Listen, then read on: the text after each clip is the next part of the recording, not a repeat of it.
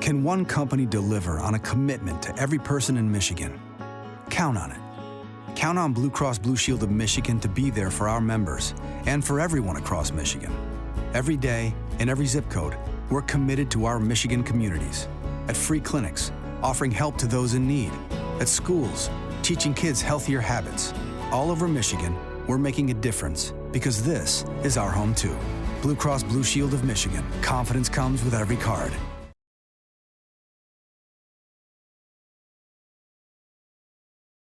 Hello, everybody, and welcome back to another episode of Weekly with Wheatley, live here from Woodbridge Pub. I'm Brady Beedon, joined as always with the head coach Tyrone Wheatley. Coach, appreciate you coming on. You know, we've got this format down pretty well. We'll start looking back at last week before we take a look, really the last two, because we were on the road last time. So let's go over the last couple weeks. Most recently, the loss to Ferris State, and after the loss at home to Michigan Tech. What did you take out? I guess we'll start with Tech because that happened first. A hot start in that one, and it cooled off really quickly. What did you take away from the Tech game? Well, one of the big things we've talked about really is, trying to come out early, come out fast, and start quick, right? But then keep it going, keep it consistent, not taper off. We did that. We had a pretty good pass to Osa scoring his first touchdown of his career. That was great. Started off running the ball really well. They came out, made some adjustments. We talk about all the time just competitive stamina, just being able to withstand those things and really just at the end of the day adjust with their adjustments and move with their movement.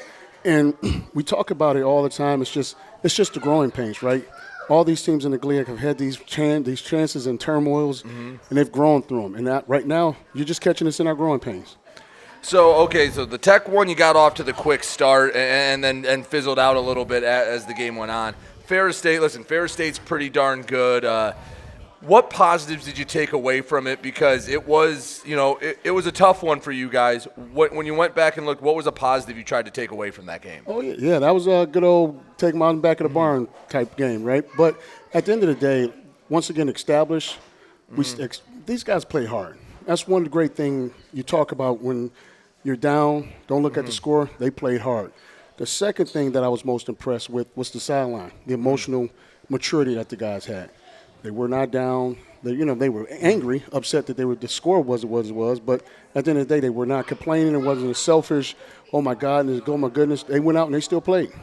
One thing you talked about after the Tech game was trying to the here we go again mentality. You get the first fumble on the opening drive against Ferris, and then it quickly gets away from you.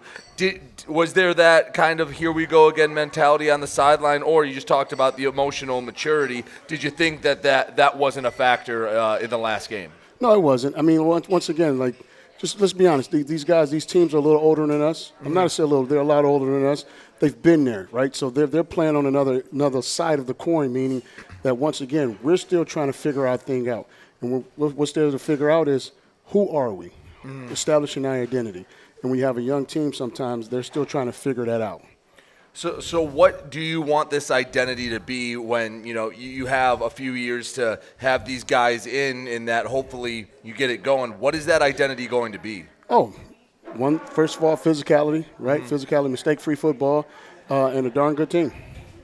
All right, so who were some other guys that, over the last couple of weeks you thought have played well that, you go, okay, these are guys that are building blocks that we can work with, that we can try to have as part of our future? I'm starting the linebacker room.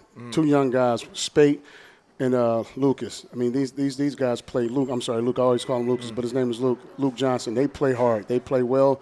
True freshmen that come out and they get it. That's the old thing. What you deposit is what you get out. And they come to work every day and they deposit.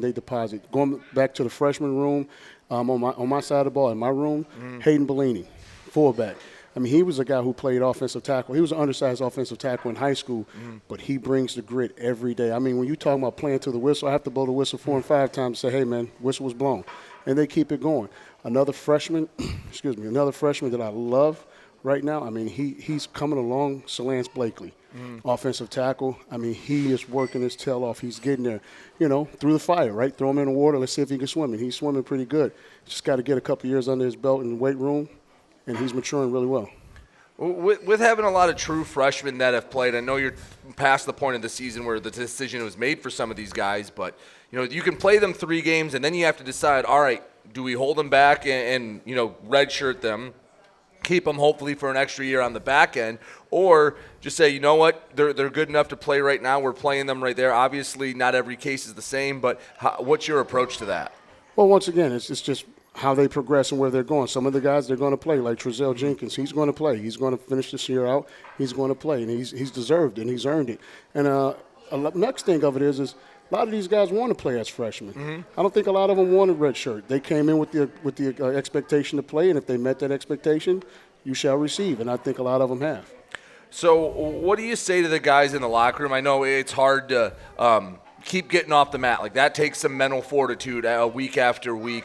What has that been like at practice, and what is the conversation like to the kids and the messaging, after the first half of the season hasn't gone the way you've wanted? Once again, it goes back to the maturity of the maturity of this team. You don't have to pick them up at practice. They get after it. I mean, they go out with the guys like Luke, and you go out there tiptoeing around in practice with those guys. They're going to knock your block off, and they are going after it every single day. So there's no picking them up, and that's what I'm saying. The maturity and the growth of this team is, yes, the record hasn't been where we want it, but the growth is growing. And once that growth catches up with the maturity of the football, we're going to be cooking with something good. Since game 1, where have you seen the most growth? Well, once again, right there, the maturity and not being able to just mentally fall down and go, here we go again, but just the mental maturity of saying, hey, listen, we're going to keep growing, and once we get through this storm, we're going to get through smoother skies, and once we get to smoother skies, we're selling, brother, and so that's where they are. All right, Coach. I'll let you have some good food here at Woodbridge Pub. I'll bring it back on later. Talk about Davenport. Talk to Coach Hill. Talk to Angel Carrillo, and get to them. But it's been a. Hopefully, we're talking about a couple wins coming up, especially with Davenport just on the horizon. Yes, sir. All right, he's Head Coach Tyrone Wheatley. We'll talk to him in a minute but first we'll have wide receiver Coach Jimmy Hill coming on in just a minute here on Weekly with Wheatley. Back here at Weekly with Wheatley, and now joined by receiver Coach Jimmy Hill. Coach, first year back here with Wayne State, your alma mater. Always good to come back home. Right. You've been bouncing around a lot of different spots. I just want to tell everyone at home the journey about how you ended up back here in Detroit. Basically, last time here coaching in Detroit, I was coaching high school football at Detroit Northwestern High School right down the street. And ended up moving to Florida, coached football down in Florida, high school football for about 7 years. Got a call from Spark McEwen over at Davenport. He needed a wide receiver coach. We talked about it. Was able to work it out. My kids were all away in that college at that time, so it was kind of perfect timing for me. Had the opportunity to go over there, and learn more about the college game and get that initial opportunity. And, now being back home with Coach Wheatley at my alma mater, I love Wayne State University and wouldn't rather be anywhere else. So, it's just everything kind of worked out perfectly for me. So making that jump from high school to college ball, what was one of the biggest transitions or one of the biggest adjustments you had to make when you originally went to the West Side? It wasn't much of an adjustment or transition for me because I had already been looking into it as a college coach. I got a lot of friends that coach college football, and so I kind of understood the day-to-day operations of it. I would say the biggest difference in being a high school coach and being a college coach is just the time commitment. You got to put in a lot of hours, early mornings, late nights during the season. And it's really no off season, and even in high school football these days, it's turned into no off season. So, football is the life I chose a long time ago. So, I wouldn't rather do anything else in the world than be coaching. Well, we're glad to have you here because, as a former player, it's always good to have another, for you, Tartar, now Warrior, back here. So coming back, you're getting a chance to play against your old team this Saturday. Is this one you just maybe personally have had circled on the calendar as, this one's going to be a little sweeter if we can get this win?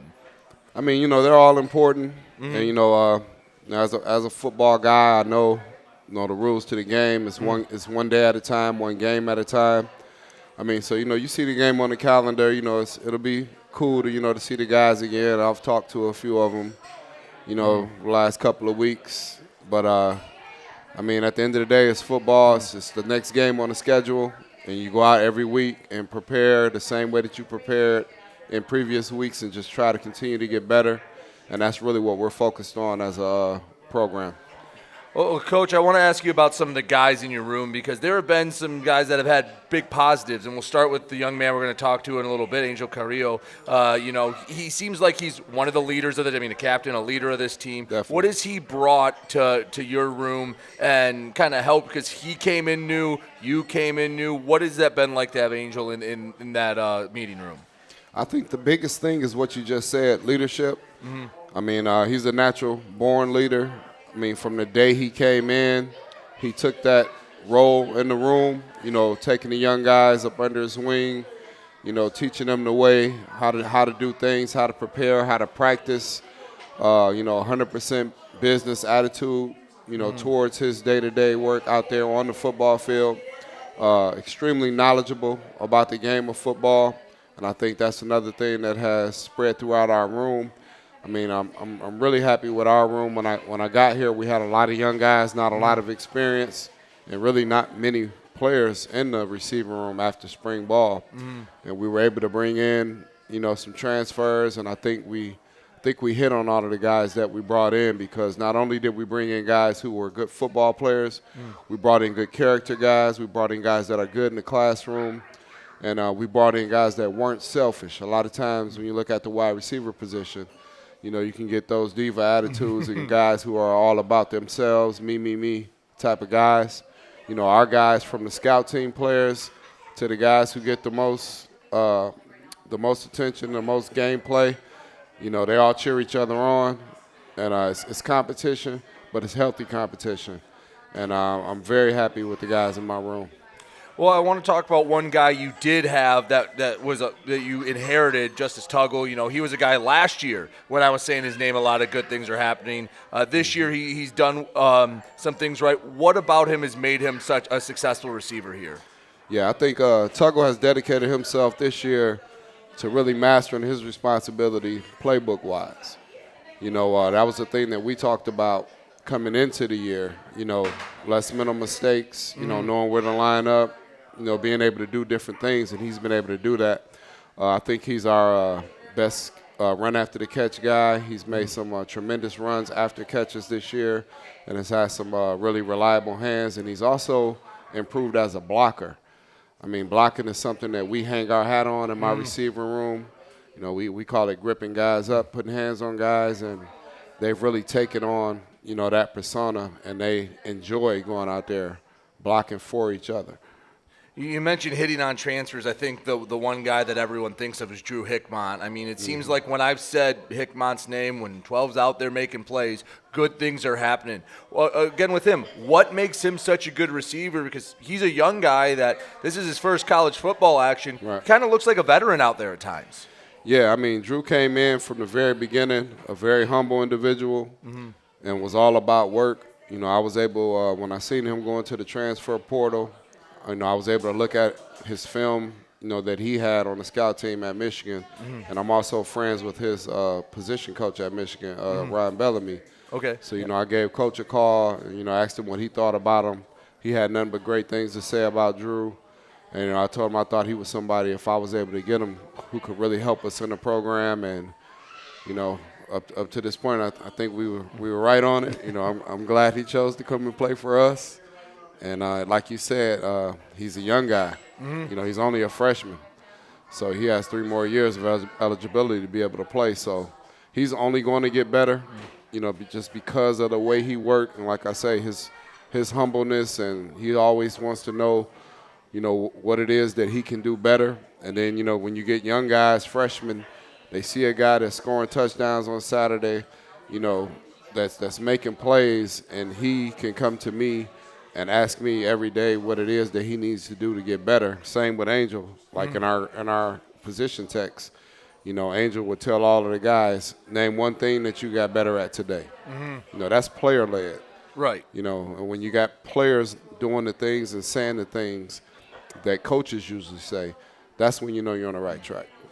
Well, you also have a nice array of other young receivers that maybe week in and week out aren't shining, but it feels like 1 week it's this kid, 1 week it's that kid.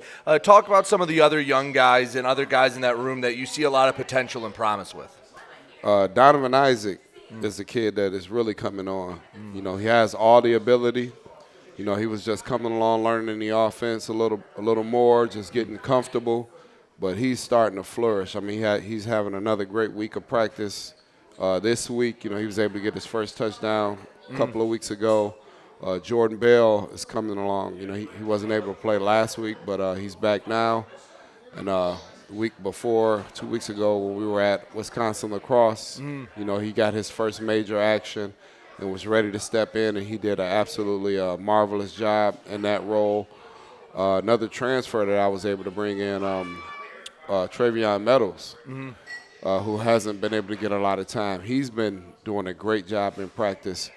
I mean, he walks around with a notebook and takes notes on every single thing that we do.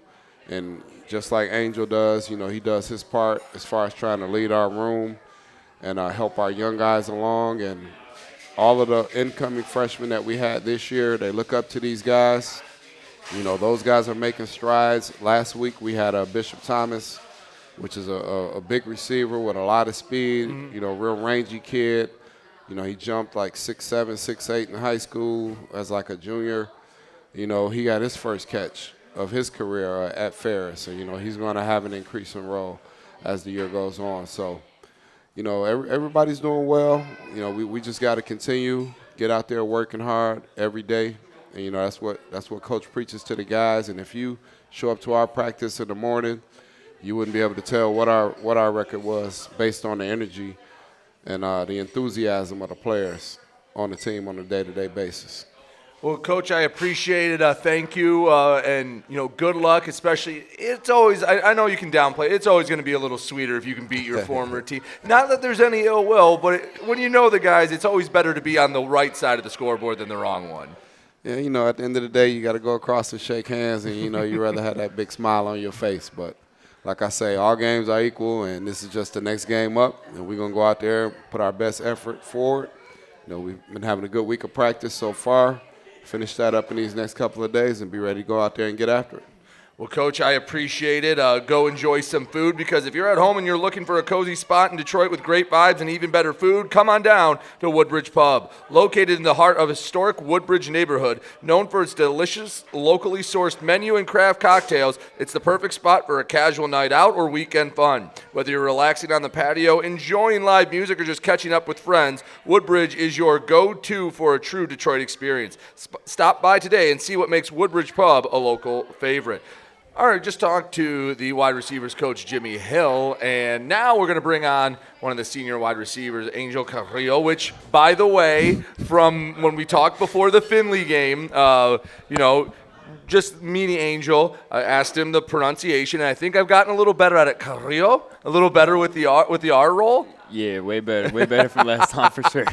See, I practiced it because, and now I'm sharp with it. And now I get on the other guys, whether it's Sean or Kevin. Hey, you got to roll at Carrillo and make fun of guys like Hooper who can't do it. So, Angel, I appreciate you joining us for this. And you know, I enjoyed talking to you the first time. And one of the things that I found so interesting was kind of your path here, because it was not straightforward. You know, out of high school, it's not like you had all the choices in the world. You really had to work your way here. For those that didn't hear that, tell everyone about your story, how you ended up at Wayne State. Had no offers coming out of high school. I would try to walk onto a JUCO. They had told me that I wasn't fast enough, I wasn't tall enough, that I didn't have the requirements what they expected to meet and give to the team. So I could have just laid down and just gave up right there, but I ended up trying my talents and works at a school down in Florida at Lauderhill, Florida, for the University of Fort Lauderdale out there, and things didn't go according to plan. One of the seasons had got canceled. The other one I was hurt for the majority of the year, so I also didn't get an opportunity there. But my work ethic in practice and how I affected the team had carried off to one of the coaches that had went to Livingstone. And when he went to Livingstone, he had brought me from UFTL to Livingstone with him to go, because we didn't have like really a team set in stand. So we went there. I was at Livingstone for 2 years. I played. I did a decent job. Was a team captain as well for the Livingstone team, and was able to learn how to be a leader and adjust to it while I'm still learning right now. After that, the offensive coordinator from the offensive coordinator at Wayne State was at Livingstone the year prior. He went to Wayne State, and when I entered the portal, he was one of the first guys that had hit me up, and that kind of like, I was like, yeah, why wouldn't I want to play under this guy? He's a great guy, has a great playbook in place, just got to learn how to execute it, and I enjoyed being able to teach that to the guys because I already previously understood and knew the plays from the prior year before. So it's been a great journey, a long one, but very enjoyable. So, talking to Coach Hill, a lot of young guys in that room. What are things maybe both on the field and off that you're trying to pass on to these young kids? Because, obviously your journey a little tougher than most to get to this point. Some of these guys, maybe have a little more God-gifted size, God-gifted athletic ability, but, you found your way to work your way here. What do you try to pass on to those kids in that wide receiver room? The grit mentality, being able to understand when situations aren't the best, to still hold on to that hope and hold on to the faith and believe what's being coached and be able to see the vision, what we have, which is a championship. One day we're going to win a championship, and it may not be exactly this year the way it's going, but to hold that faith and hold that truth and hold that standard right now, even being 0-6 right now, holding that and believing that, carrying that, like regardless of what the circumstances is, having faith in what that, and a beautiful verse is like the refinement period. You mind if I pull it up? No, go ahead. Do what you need to do. Because Angel, I know you guys work really hard at everything you're trying to do over there, and you've got, again, talking with Coach Hill, you've got some talent in there, yourself included. So yeah, you're trying to build off of that. You got it pulled up now. I got it pulled up. It's Zechariah 13:9. It says, "This is the third I will put into the fire. I will refine them like silver and test them like gold. And they will call on my name, and I will answer them. I will say, they are my people. And they will say, the Lord is our God." And that's something that we can carry into the way what we're doing right now. We're in a refinement period. Things aren't going. We're under the heat. We're facing challenges. We're facing adversity. How are we going to respond? Are we just going to burn under the furnace, or are we going to be refined and come out better than where we were before? So let's talk a little bit about that, because, Coach Wheatley talks about the emotional maturity, things like that. Have you noticed it from the sideline and from the players' perspective that, hey, guys are starting to try to battle through that, and we're better, at least in that regard, now going into Week 7 than we were in Week 1? Man, they're doing a great job of it. They're doing a great job of it. Every week we go in and go out, and we know we're the best group on the field. The wide receiver group, we know we're the best position group on the field at all times. We know that we're going to dominate the other side. It's just getting it to come together and focusing on the fine details. Like right now, we're learning different ways about being selfish. At first, you think that being selfish is just, oh, I want this play.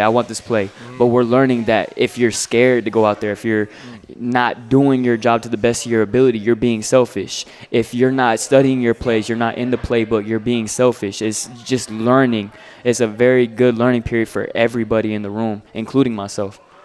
So I want to ask you a little bit about Coach Hill, because, he came in brand new, you came in brand new, and you said you knew Coach McDonald from Livingstone, but, you're in the room with Coach Hill. What has that been like, when you guys meet up for the first time? Obviously, it seems like things have been going well. What was your impressions of Coach Hill, and how has it been through the first half season? Coach Hill's a great coach.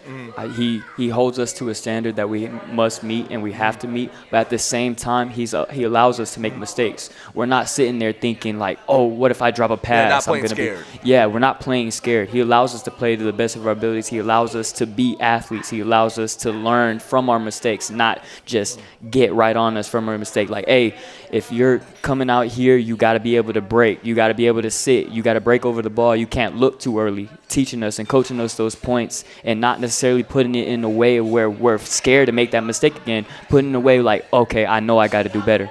Right. So, no, that's something because, when you're playing scared, when you're thinking too much, that's when you're playing slow. And one thing you guys do, you fly around and you play fast. Now, I always like to end talking about what players like to do whenever football ends for them. So, what have you been studying? What do you want to do when you hang up the cleats, whenever that may be? I'm still taking it day by day. I'm still coming to the realization that I got 6 games left of my college career, and it's a hard question. It's a very hard question to answer. Right now, I'm focused on being able to get our first win going in and week out, and it's kind of like still one of those things where I'll cross that bridge when I get there. Right now, I'm just trying to get as best prepped as I can for this game and for the rest of the season because it's not over lift. 6 games is still a lot of games to be played. So I'd rather push that to the side right now and then worry about that. I have great grades right now. I'm doing great in the classroom, so I'm making sure I'm locked in on that part. That way, when I'm ready for that part of my life, I'll be fully prepared for it. All right, and when we have guys that have bounced around, been in a lot of different spots, Texas, Florida, now Michigan. What's something maybe unique about Detroit or something you didn't expect about when you came to Wayne State? I'm gonna say it again. It's the weather. The weather every time. I'm not used to it. Like I'm going leggings, shirt, and then I'll be sweating in practice. So the next day, it hasn't even been bad yet, though. That's the thing. It hasn't been bad, but I'll be sweating in practice. I'll be like, dang, okay, I'm gonna come out with no leg sleeves the next day. I came out with no leg sleeves today, and I was cold the whole practice. I was like, what's going on? Like in Texas, this is probably about the coldest it gets. So I'm not used to it whatsoever. The weather's definitely living up to the standard, and I haven't even faced the worst of it yet. Yeah, I know we talked about it, but that November trip to Chicago at Roosevelt, that one's going to be a cold one. Be happy you're playing in the Dome up in Marquette. Otherwise, you'd be out there in a full parka playing in that last game. But, Angel, I really appreciate it. Always enjoy talking to you. Can't wait to see you fly around on Saturday and the rest of the year. Yes, sir. Thank you for having me. Appreciate it. All right, back here finishing up Weekly with Wheatley live from Woodbridge Pub as we bring back on the head ball coach Tyrone Wheatley. Coach, you're coming back home to Tom Adams. Davenport comes in, but Davenport, the record says they're 2-3. That includes a 1-point loss in overtime at Truman State, which we know is a pretty darn good program. They lost to Tech by 2 last week, and Grand Valley got them a couple of weeks ago. So the 2-3 might be a little misleading. This is not a bad football team, is it? Never has been. Sparky does a great job of getting his team prepared. Once again, a physical team, a disciplined team. He does a really good job getting them going. And like you said, the record isn't, indicative of who they are and what they are. And I'm pretty sure he sets a high standard, and he's not happy where they are right now. And they're going to come in trying to get that one mark to get back to 500. And it's going to be a dogfight. One thing I've noticed about Davenport teams that I think is similar to Ferris is they're not going to try to confuse you as much, kind of like Tech. They have a lot of motion, where a lot of Davenport, much like Ferris, is we have really good athletes, and we believe our athletes are better than yours. So we're going to put them in one-on-one spots and hope they win. Would you say that's something that, we're going to see on Saturday? Yeah, I think that's pretty much it. It does have a lot to do with the athletes, but it's just also the discipline in which he coaches them, right? So you know what you're supposed to do. It doesn't take a lot of window dressing. We're not going to do that. We're just going to come out and we're going to play. So when you get ready for a team, I'm always curious every coach's approach. Well, how many different games are you looking at? Which ones in particular are you going, okay, maybe I'm going to watch a lot more of the Tech game because that was their most recent one. I'm going to watch more of Grand Valley or Truman because those were against good teams and games they lost. What games do you approach to look at, and how do you get ready to scout a team like Davenport? Well, I mean, it varies, right? So you look at a lot of film. You look at first of all, you look at the last 4. You look at those, but then you look at the teams who are identical to us or as close as possible to us or where we're trying to get to. And then you look at the teams that say, okay, what are they getting hit on? What is successful? What are they doing well? And then also what is Davenport doing?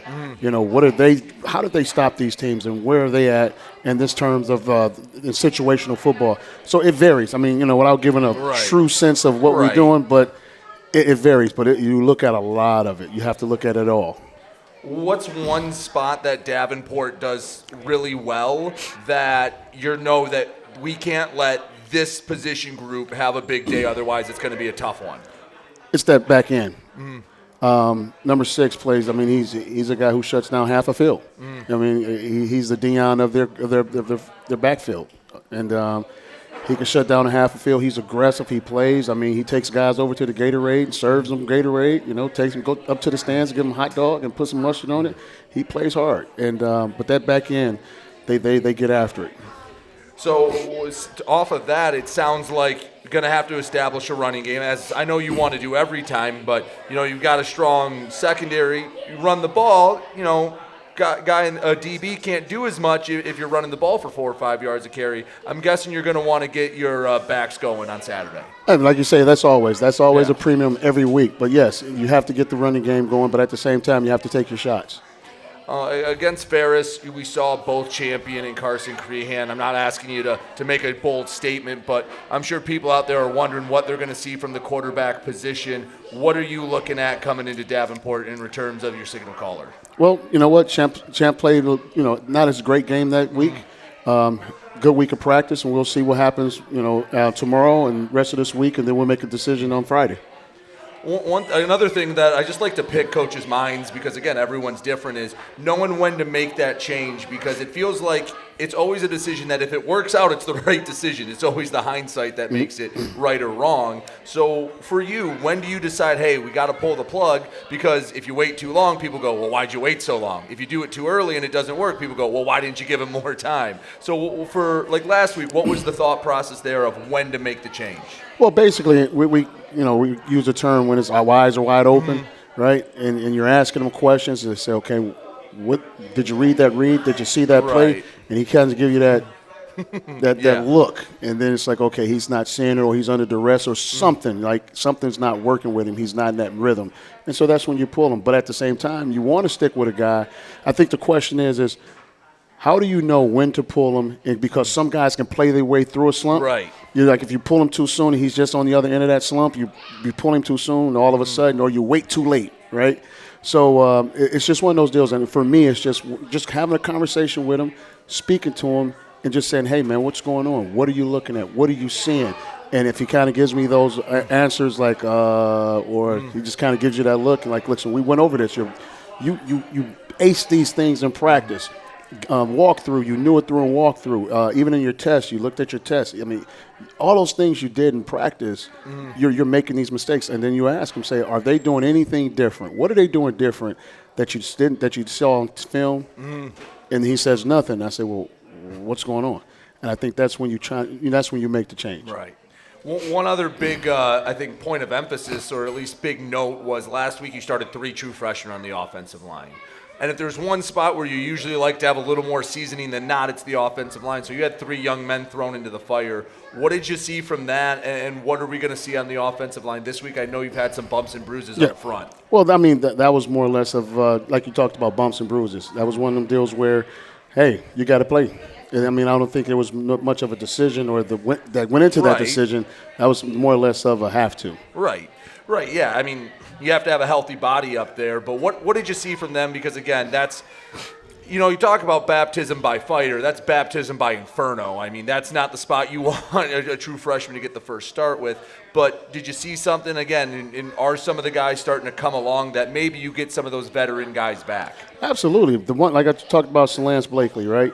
The biggest thing for him, and you know, as an offensive lineman, you have to get, you know, as we say, you got to get some lead in your pants, right? And when you get the lead in your pants, you can anchor, and I think that's where he struggled a little bit in the anchoring department. But other than that, he has the great feet. I mean, to look at this young man, to just look at him go find work when he didn't have any, and just to go after people, that was great. Good feet movement. I mean, he really went after people. Then you go Jonathan Majors.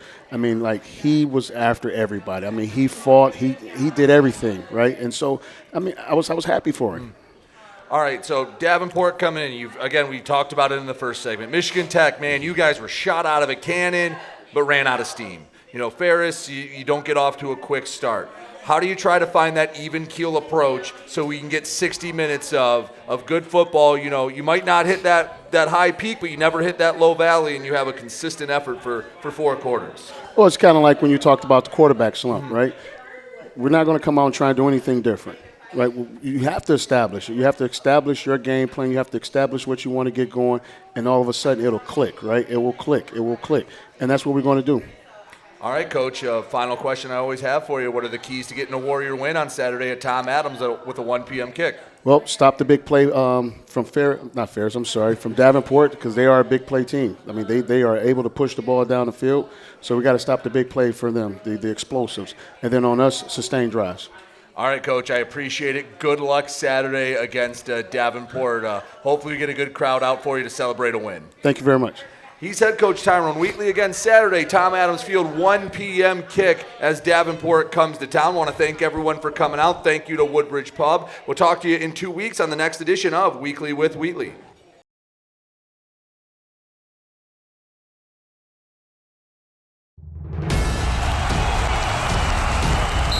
It's me, your PSCU finance coach. Here at PSCU, we're a team. When you refer a friend to PSCU, they get the best credit union ever. And as a member, you get a sweet cash bonus. It's like telling your buddy about the best spot in the stadium to grab some nachos, and he gives you the first chip. Look, cash referrals. Bank better together with Public Service Credit Union.